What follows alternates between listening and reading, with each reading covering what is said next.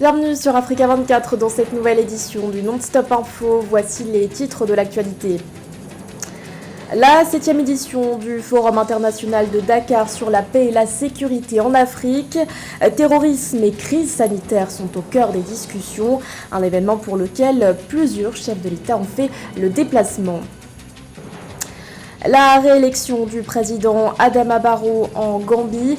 Le chef de l'État sortant a été réélu pour un second mandat. Il est arrivé en tête avec un peu plus de 53% des voix. Et puis un point sur les matchs retour du tour du cadrage de la Coupe de la Confédération. Quelles sont les équipes déjà qualifiées pour la phase de groupe? Éléments de réponse à suivre dans cette édition. Mais tout d'abord, au moins 48 morts. C'est le bilan d'une série de violences qui ont éclaté à Krink dans la région du Darfour située à l'ouest du Soudan. Un bilan avancé ce lundi 6 décembre par un syndicat de médecins qui précise que les victimes ont été tuées par balles.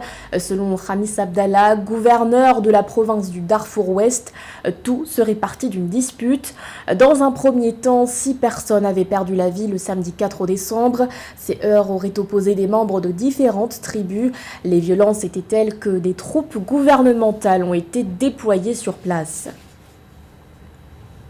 L'actualité nous emmène également au Mali où 7 personnes ont été assassinées à Intaka dans la région de Gao située au nord-est du pays. Les victimes tuées dans la nuit du 5 au 6 décembre sont des combattants issus du Haut Conseil pour l'unité de l'Azawad. Selon Abdul Karim Ag Matafa, haut responsable du mouvement national pour la libération de l'Azawad, les victimes ont été assassinées dans leur sommeil. Des hommes armés non identifiés en sont les auteurs, indique la même source. Le haut responsable qui par ailleurs condamne cette attaque, la qualifiant, je cite, d'acte terroriste relevant du mode opératoire de l'État islamique. Chefs d'État, ministres ou encore ONG y sont présents. La 7e édition du Forum international de Dakar sur la paix et la sécurité en Afrique s'est ouverte ce lundi 6 décembre. Quels sont les enjeux de cet événement? Quels en sont les thèmes principaux? Éléments de réponse avec notre correspondante Aïssatou Bari. Le forum sur la paix et la sécurité en Afrique s'est ouvert ce lundi 6 décembre à Dakar, au Sénégal. Une 7e édition qui se tient dans un contexte de pandémie, d'où le thème « Les enjeux de stabilité d'émergence en Afrique dans un monde post-Covid-19 ». Plusieurs dizaines de chefs d'État et de gouvernement, mais également des ministres ont pris part à ce grand rendez-vous, notamment les présidents sud-africains, nigériens et bissau-guinéens, respectivement Cyril Ramaphosa, Mohamed Bazoum et Oumarou Sissoko Embalo. Initié sous l'impulsion du président de la République du Sénégal, Macky Sall, ce forum de 2 jours s'inscrit dans la réflexion, en plus des thématiques habituelles sur la paix et la sécurité, sur les voies et moyens de faire face à la pandémie de Covid-19, à ses impacts sur la sécurité et la relance post-Covid-19. En Gambie, le président Adama Barrow conserve le fauteuil présidentiel. Le chef de l'État a été réélu pour un second mandat avec un peu plus de 53% des suffrages. Les résultats ont été annoncés dans la soirée du 5 décembre par la commission électorale indépendante. Son principal rival, Ousseynou Darbo, a quant à lui obtenu 27,7% des voix. Les précisions de Roberto Bogbe. Une élection à un tour remportée par un Adama Barrow qui se taille 53,2% des voix. Une mobilisation record marque cette présidentielle qui a drainé, selon les données de la commission électorale, près de 89% des électeurs dans les bureaux de vote ce samedi 4 décembre à travers la Gambie. Une Gambie que le président Adama Barrow s'engage à construire.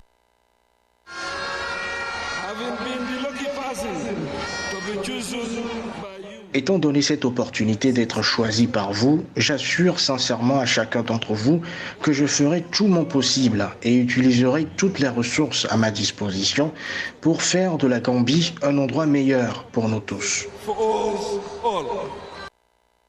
Une célébration de manière pacifique. C'est le mot d'ordre que le président Adama Barrow a tenu à passer à ses partisans, sortis célébrer la victoire par milliers dans les rues de cette jeune démocratie. Une consigne qui n'a pas eu de mal à passer, les perdants ayant appelé au calme malgré des accusations d'irrégularité qui, selon eux, ont entaché le scrutin. J'appelle tous les Gambiens, indépendamment de nos divisions politiques, à mettre de côté nos différences politiques et autres et à se rassembler en un seul peuple pour travailler au développement de notre pays. D'après les résultats globaux annoncés, Ousseynou Darboué, le principal concurrent et ancien mentor d'Adama Barrow, le président sortant, arrive loin derrière avec 27,7%, soit 238 253 voix. Mama Kandé et Essa Mbaye Fall, tout comme ce dernier, ont dénoncé la lenteur du processus et contestent les résultats déjà publiés. Ils comptent réfléchir à la suite à donner à leur démarche. Améliorer le secteur éducatif, c'est l'engagement pris le dimanche 5 décembre par les dirigeants du G5 Sahel qui ont adopté à l'issue d'un sommet sur l'éducation au Sahel la déclaration de Nouakchott sur l'éducation.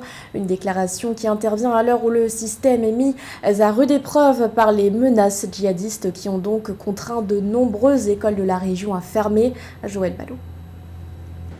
Malgré les avancées enregistrées au cours des 15 dernières années, le taux d'alphabétisme des jeunes dans le Sahel s'élève à 56,95% et reste l'un des plus bas au monde selon l'UNESCO. Aussi, avec l'adoption de la déclaration de Nouakchott, les pays du G5 Sahel visent le renforcement du système éducatif qui bénéficie depuis janvier 2021 d'un investissement de 11,5 millions de dollars.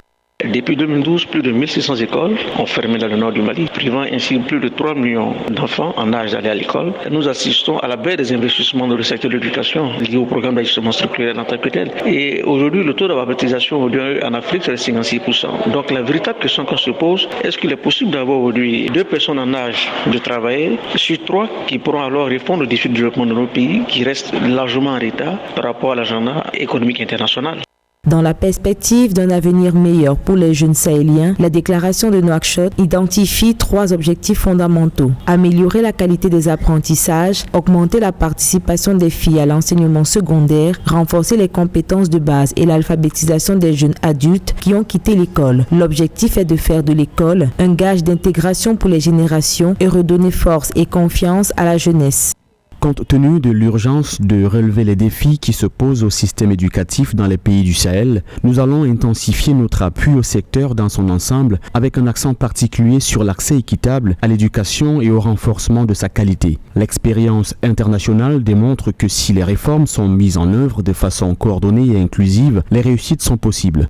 Même si au cours des 15 dernières années, la zone du Sahel a réalisé des progrès en doublant pratiquement le taux d'inscription de l'enseignement primaire et en triplant celui de l'enseignement secondaire, elle doit encore surmonter de nombreux défis pour offrir l'accès universel à l'éducation et une instruction de qualité à l'ensemble de sa jeunesse. Au Cameroun, la demande nationale en poissons se chiffre autour de 500 000 tonnes par an, une demande nettement supérieure à la production nationale qui, entre janvier et octobre 2021, était évaluée à 93 000 tonnes. Pour combler ce manque, le gouvernement a eu recours à l'importation de plus de 249 000 tonnes de poissons. Les détails avec Marie-Raphaël Antolo. Pour éviter la résurgence des pénuries dans la consommation locale de poissons au Cameroun, les autorités ont autorisé l'importation de près de 249 857 tonnes de poissons supplémentaires. Ce sont donc 34 avis d'importation de produits halieutiques qui ont été délivrés aux opérateurs économiques locaux. Cet important stock visait à compléter une production locale qui a culminé à seulement 93 000 tonnes entre janvier et octobre 2021. La faible production de poissons au niveau du Cameroun peut valablement s'expliquer par le fait que nous ne sommes pas encore parvenus à industrialiser ce secteur. Tous les grands pays dans lesquels la production de poissons est très élevée ne sont pas des pays qui procèdent à la production du poisson de façon artisanale. La production nationale de poissons s'élève à près de 500 000 tonnes. Malgré les autorisations d'importation reçues, l'Institut national de la statistique relève que les importations de poissons n'ont pas atteint le volume escompté, soit une baisse de 16%. Ce ralentissement des importations survient dans un contexte de persistance de la pandémie du coronavirus, dont l'une des conséquences majeures est la perturbation de la chaîne logistique mondiale et la hausse exponentielle des tarifs du transport. Le gouvernement crée une structure pour un début et après maintenant, le privé pourra prendre la relève. Créer sur place une industrie, une filière chargée de produire et de mettre sur le marché à prix bonifié les aliments pour poissons. Je suis convaincu que si nous allons dans cette démarche-là, horizon 3-4 ans, nous serons capables de produire localement 100 000, 150, pourquoi pas 200 000 tonnes de poissons supplémentaires. En effet, selon les données officielles, le poisson et le riz sont les produits alimentaires les plus importés par le Cameroun. De l'avis des experts de la finance, ces importations massives à coût de centaines de milliards de francs CFA par an contribuent à obérer considérablement les réserves extérieures du pays. L'actualité sportive à présent avec un point sur les matchs retour du tour du cadrage de la Coupe de la Confédération. Plusieurs équipes se sont déjà qualifiées pour la phase de groupe. Parmi elles, le TP Mazembe ou encore la SEC d'Abidjan. Retour sur ces rencontres avec José Douglas. Et voyons donc les résultats et les qualifiés avec le Sfaxien de la Tunisie, l'équipe de Simba aussi de la Tanzanie, ainsi que Zanaco de la Zambie aux dépens de Binga du Mali. Arrêtons-nous quelques instants sur la folle épopée de la petite équipe malienne de Binga FC. Pensionnaire de 2e division malienne, le Binga FC a réussi un incroyable parcours en se qualifiant pour les barrages de la Coupe de la Confédération de la CAF et éliminé au retour du tour de cadrage avant la constitution des groupes. Ce club, fondé en 2009, dont le siège est situé dans la région de Bamako et est monté en D2 dès 2013 et depuis la saison 2020-2021, la jeune formation est sous le feu des projecteurs. Ils ont éliminé des équipes de première division comme l'USCC Kita qui joue le milieu du tableau ou le Djoliba AC, l'un des grands clubs du pays. C'était incroyable face à Djoliba AC, personne ne comptait sur eux. Ils ont été menés mais ils ont remonté le score et ils ont gagné au tir au but. Binga a souffert lors des 2 matchs de cadrage en encaissant 3 buts à l'aller et 2 au retour face aux Zambiens de Zanaco. L'équipe se déplace difficilement en avion à cause d'un budget limité et a même parcouru 1000 km jusqu'à Monrovia en bus. Nous avons posé la question au président, il dit qu'ils veulent aller étape par étape parce qu'ils ne savaient pas si l'équipe pouvait aller loin, donc ils avaient jugé nécessaire à ce qu'ils débutent par la plus petite somme. Parmi les autres qualifiés, il y a les Marocains du RS Berkane. Le match Royal Léopard GS Kabylie a été reporté. TP Mazembe de la République démocratique du Congo s'est également qualifié. Pyramides d'Égypte, AS Otoyo du Congo, JS Saoua d'Algérie, ainsi qu'Al Masri d'Égypte. La Gendarmerie nationale du Niger s'est également qualifiée. L'ASEC Mimosa de la Côte d'Ivoire, Coton Sport du Cameroun, Al-Hali de Tripoli, qui s'est qualifié sur tir au but, Orlando Pirates d'Afrique du Sud et le match Al-Ittihad de la Libye et Niamba a été reporté.